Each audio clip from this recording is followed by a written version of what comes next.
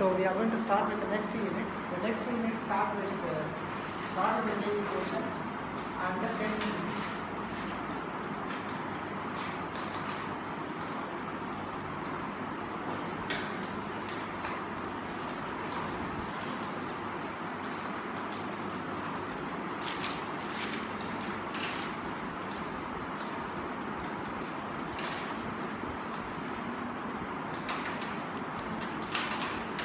And of course, we know already the d drop equation, lambda equals to d drop equation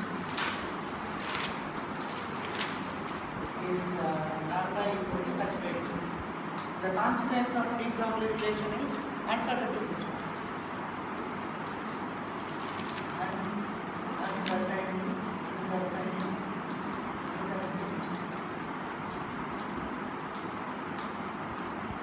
So delta x, delta t greater than or equal to h bar.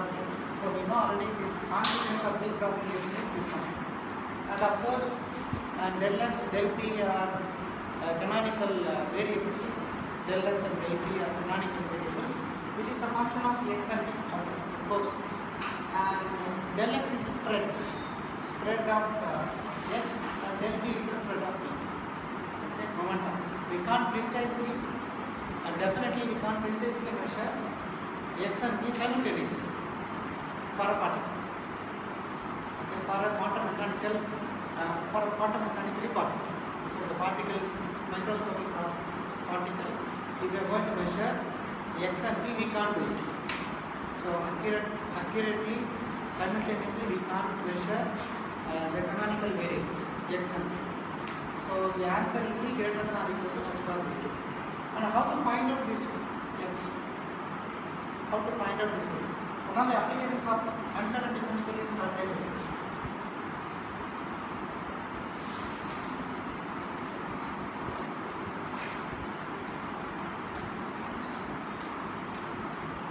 So the consequence of d probably is uncertainty principle, and the application of one of the applications to find x is nothing but Schrodinger equation. So applications of uncertainty principle is Schrodinger equation, in which one can find out the position by means of finding out the wave function. So this is called wave function.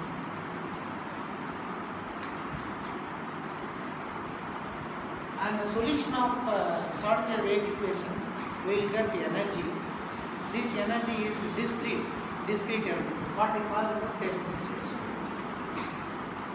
So we will get energy, there are discrete energies, and these discrete energies are called stationary states. So the solution of wave function, and of course out of Schrodinger wave equation we can find out the energy as well as wave function. These energies are discrete. For any stationary states, energy will be always discrete, not continuous. And of course, one of the models is wave mechanics, which Schrodinger followed earlier. And this model, one of the models, which is the formulation of quantum mechanics, he followed as wave mechanics. Wave mechanics is a continuous basis. So he followed the wave mechanics as continuous basis.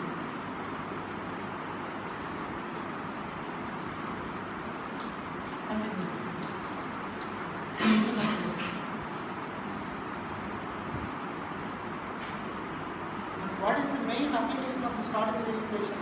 And of course you can this discrete energy. Of course we can go with this discrete energy with the Bohr's second postulate.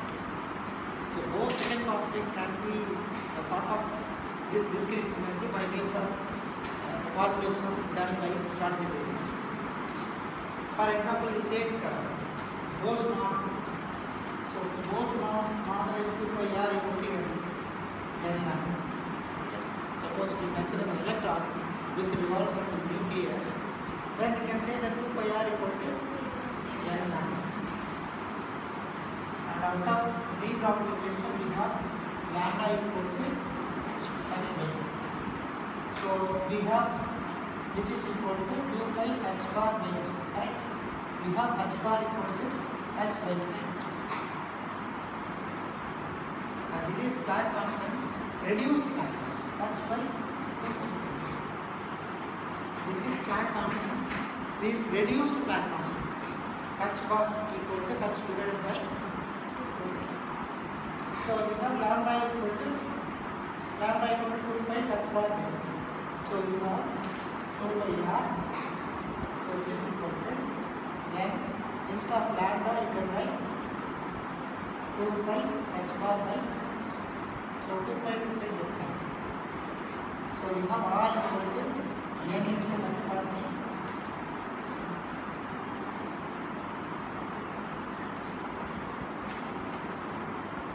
And of course, the angular momentum of a particle which revolves around any circular orbit, L equal to r cross b. So r b. Okay. So L vector equal to r cross b. You know. So L equal to r b. So instead of r you can write n h cross by b into. So you have L equal to n. So this is Bohr's second postulate. So this is Bohr's second.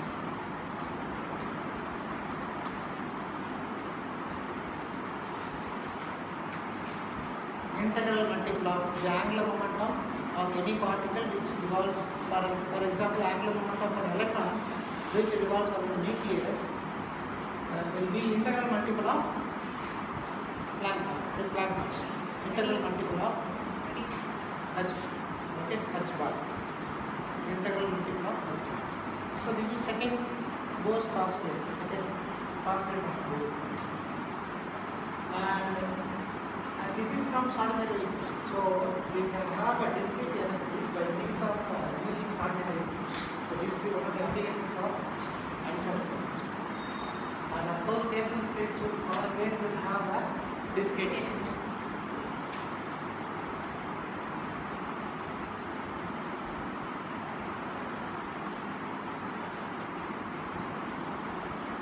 So out of Schrodinger equation, we can find out some. As well as we can find out En. So En answer. So one can easily find out some En. En is a discrete energy. This is for the stationary state.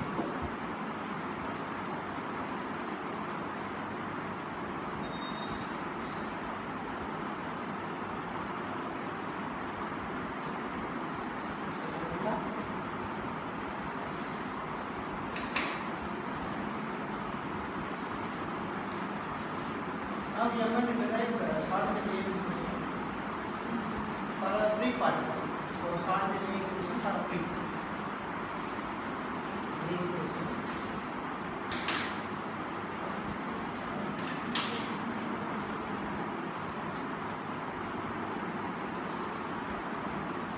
Suppose if we consider a particle which is having definite momentum, we consider a particle which is having definite momentum, and this is in quantum mechanics, this is considered as a wave packet. So definite particle, definite momentum, then the particle is considered as a wave packet in quantum mechanics. Correct? So wave packet in which we have different frequencies. These different frequencies will interfere constructively due to the superposition principle. Okay, superposition of waves. So the waves which will have different frequencies, they superpose and they will have constructive interference in the wave packet. Elsewhere we have destructive interference. And we know only the wave function psi of x comma t, the wave function which is moving in the x direction, which is equal to minus infinity to plus infinity phi of j e power I p x minus omega t. So this is a plain wave equation, wave packet consists of a large number of plane wave equations, in principle infinite number of plane wave equations in principle, and they will have different frequencies, and of course the constant interference will take place due to the superposition of different frequencies of waves. So psi of x comma t, which is equal to phi of k e power I k x minus omega t, and of course we are going to consider this omega is a function of frequencies, because in a dispersive medium, wave packet dispersive medium, in which we have number of different frequencies for that. Omega equal to omega t, we know all. So now we are going to differentiate with respect to t and with respect to x, and we are going to compare it. So before that, as I said earlier, particle as a reference element. So we have E equal to t square by v naught, and for any wave packet, E equal to h bar omega and P equal to h bar. Correct? For any wave packet, the energy which is equal to h bar omega and the momentum P equal to h bar. So if you divide this by this, that will give you. So instead of E you can write h bar omega. Instead of P you can write h bar square divided by 2m. So omega can be written as h bar k divided by h bar k divided by. Okay. So substituting in this equation, we have phi of x comma t, which is equal to minus into plus infinity phi of k e power I k x minus instead of omega equal h bar k square divided by 2m.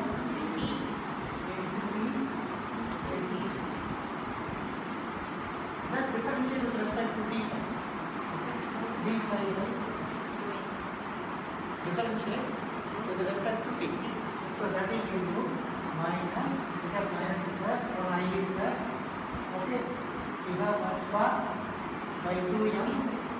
On k square is there, because we are going to integrate with respect to k, so I should bring k square. Okay, so this becomes e power kx h bar omega square divided by 2m t into. Now I am going to differentiate with respect to x. Okay, earlier I differentiate with respect to t and I got the answer. Now I am going to differentiate with respect to x. So this becomes. Now I am going to differentiate with respect to x. So this becomes I minus infinity plus infinity. 1k is there. Okay. 1k. We have phi of k e power I k x minus h bar k square divided by 2m t into t. We differentiate once again. Okay. Differentiate once again. D square psi by dx square. That will give you. So I again I square, so it becomes minus. Okay. So minus infinity plus infinity. Here k square, correct? This k. K square. Phi of k e power kx minus h bar k square divided by 2m infinity. Correct? So now you look at this equation and this one.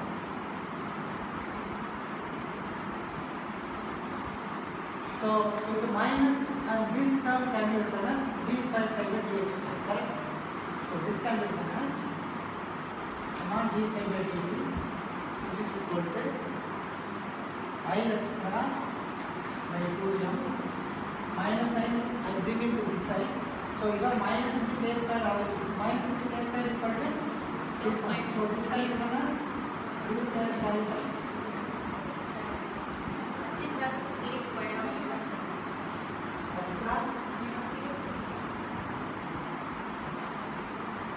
So you have d psi by dt which is equal to I x cross 2m d square psi by dx. Multiply on both sides by I x plus.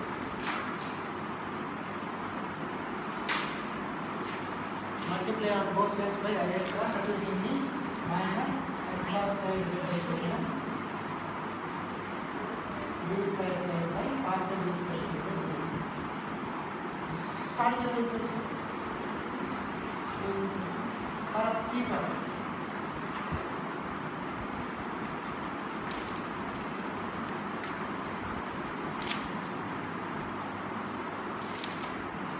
And this is a linear differential equation. Linear differential.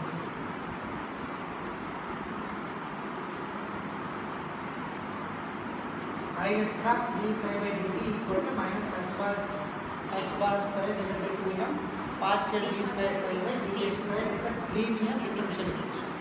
On one side we have I, okay. On this side we have real number. So the solution of this wave equation must be a complex. So solution of psi. So psi is the solution. It must be a complex function or it can be a real function. Okay. So it can be either real or a complex function.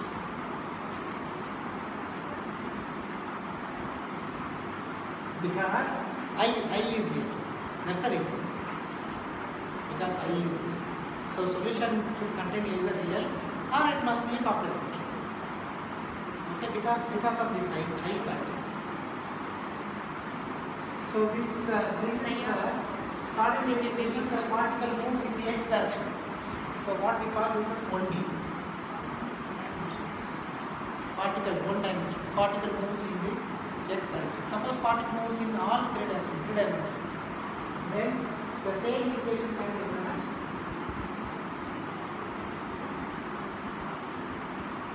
the equation for this equation can be written as I x plus d psi by dt, which is a function of r comma t. So which is equal to minus h bar square divided by 2m d square psi by dx r comma t divided by dr square.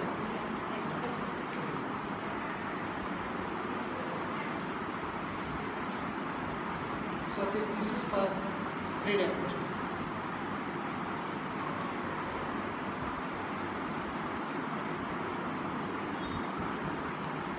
So this can be written as I x plus d by dt.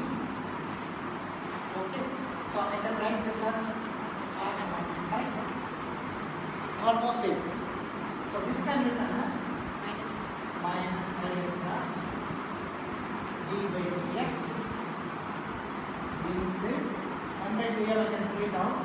So I can write this as 1 by 2m I x plus d by dx into psi of r. Is it correct? So I can write like this, correct? And this can be denoted as E, which is an operator, and this can be denoted as P, it's an operator. Cap stands for an operator. So this is a differential operator, correct? Because we have differential. So this is a differential operator.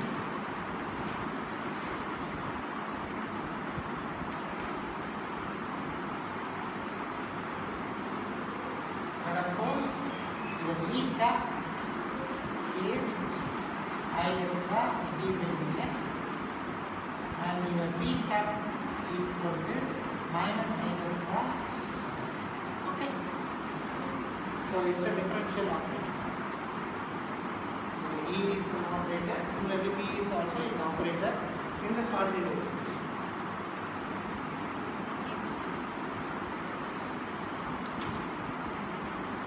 So you can write this as R.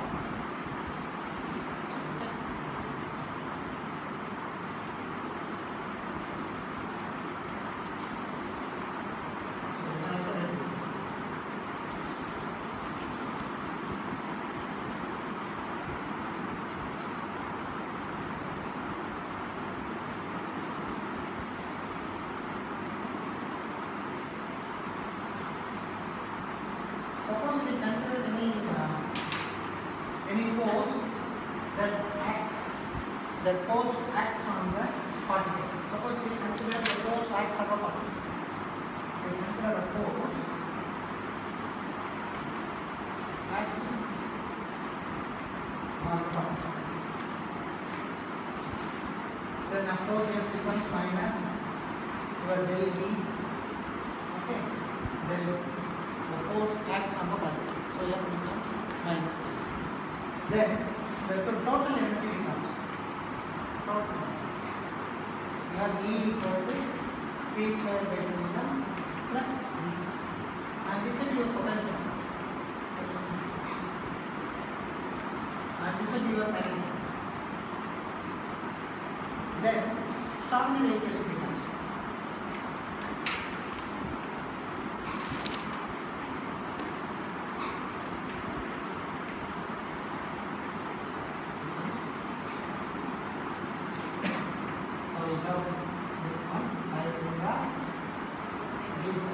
for example, in one end, this is